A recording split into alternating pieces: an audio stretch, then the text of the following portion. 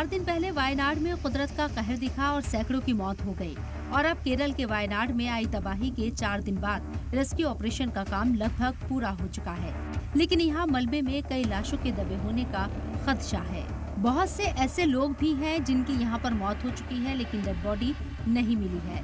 राहत और बचाव की टीम में स्निफर डॉग्स को भी शामिल किया गया है। केरल के वायनाड में तेज बारिश के बाद लैंडस्लाइड में मरने वालों की तादाद 300 पार कर गई। करीब 250 से ज्यादा लोग लापता हैं और जमीन के नीचे कितनी लाशें दबी होंगी इसका अंदाजा किसी को नहीं है।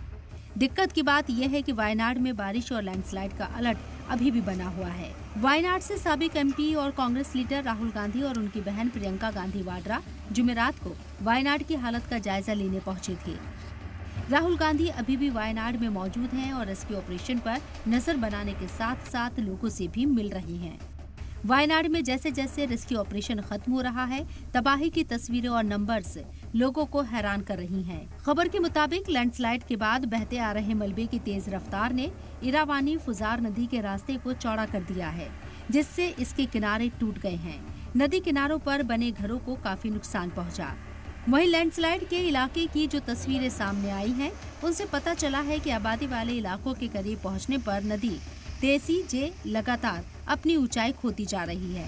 लेकिन इन हालात में भी इंडियन आर्मी और नेशनल डिजास्टर रिस्पांस फोर्स के वर्कर्स समेत रेस्क्यू टीम जरूरतमंद लोगों तक पहुंचने के लिए जी तोड़ कोशिश कर रही है। ब्यूरो रिपोर्ट, सलाम टीवी।